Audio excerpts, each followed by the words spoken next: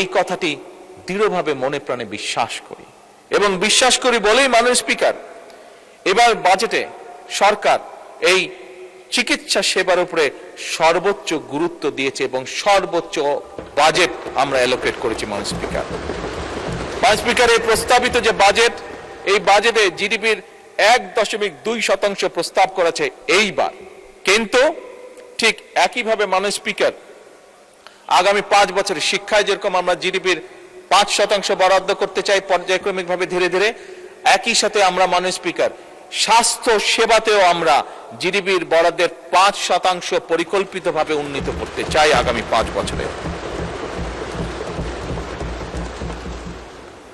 মাননীয় স্পিকার, স্বাস্থ্যেরই বড় অস্বাস্থ্যকর অবস্থা। মাননীয় বিরোধী দলের নেতা একটু আগে ওনার বক্তব্যে বলেছেন, আমি ওনার সাথে 101% একমত, এবং সে কারণে মাননীয় স্পিকার আমরা একটা স্বাস্থ্য ব্যবস্থা গড়ে তুলতে চাই, যেই স্বাস্থ্য ব্যবস্থায় আমরা সহজেই প্রত্যেকটা নাগরিকের মিনিমাম স্বাস্থ্য ব্যবস্থা নিশ্চিত করতে পারি, এই একটি স্বাস্থ্য ব্যবস্থা গড়ে তুলতে চাই। আমরা জানি গতকালকে এই পার্লামেন্টে আলোচনা হয়েছে যে আমাদের জনগণ, বিরাট সংখ্যক একটা জনগণ, পরিবারের কেউ যদি অসুস্থ হয় তার চিকিৎসা ব্যয় মিটাতে গিয়ে পরিবার নিঃস্ব হয়ে যায় একদম, এবং সেইটিকে লক্ষ্য রেখেই মাননীয় স্পিকার আমরা সিদ্ধান্ত গ্রহণ করেছি। গতকালকেই বাজেট উপস্থাপন করা হয়েছে, এবং তার বাইরে গতকালকে আমি এবং মাননীয় অর্থমন্ত্রী আলোচনা করে আমরা সিদ্ধান্ত নিয়েছি মাননীয় স্পিকার, যে যেটি আমরা আগেও বলেছি উপস্থাপনের দিন, বাজেট উপস্থাপনের দিন, যে ডায়ালিসিস ফিল্টার, হার্টের স্টেন্টিং এর যে স্টেন্ট, সেটি হার্টের valve, pacemaker, oxygenator, peripheral vascular stent, radio frequency ablation fibre, চোখের লেন্স, ক্যান্সার চিকিৎসার যে কাঁচা মাল, মাননীয় স্পিকার এইগুলির উপরে ভ্যাট এবং ট্যাক্স যতটুকু সম্ভব ম্যাক্সিমাম কমানো যায় আমরা সেই উদ্যোগ গ্রহণ করেছি মাননীয় স্পিকার। এবং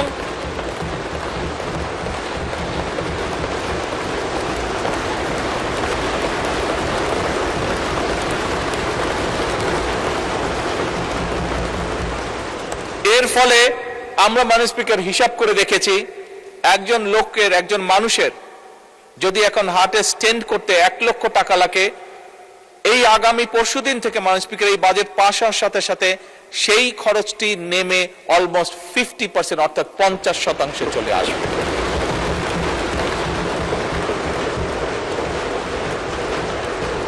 মাননীয় স্পিকার আমার বক্তব্য শুরু করার আগেই বলেছি, আমাদের বাজেটের মূল লক্ষ্যই হচ্ছে, আমরা যেহেতু রাজনীতি করি, আমরা যেহেতু রাজনৈতিক দল, আমাদের মূল লক্ষ্যই হচ্ছে যতটুকু সম্ভব দেশের মানুষকে রিলিফ দেওয়া, শ্রেণী বর্ণ নির্বিশেষে সকলকে, এবং সেটির প্রতিফলন মাননীয় স্পিকার আপনি চিকিৎসা খাতে দেখলেন। মাননীয় স্পিকার, চিকিৎসা যে ব্যয়, এই ব্যয়টি কমানোর পাশাপাশি আরেকটি বিষয় আমরা জোর দিয়েছি। এখানে মাননীয় বিরোধী দলের নেতা আছেন, ওনার সাথে আমার প্রথম লন্ডনে দেখা হয়েছিল আজকে থেকে প্রায় 5 বছর আগে।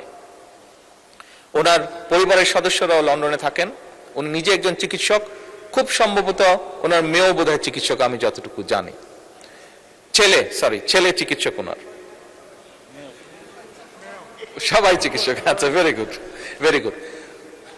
মাননীয় বিরোধী দলীয় নেতা অবশ্যই ওয়াকিফাল আছেন, ওনার ধারণা আছে, যেহেতু উনি পরিবারের সাথে দেখা সাক্ষাৎ করার জন্য মাঝে সাঝে উনি ইউকেতে যান, আমিও যেহেতু আনফর্চুনেটলি বহুদিন আমাকে থাকতে হয়েছে দেশে আসতে না পারার কারণে।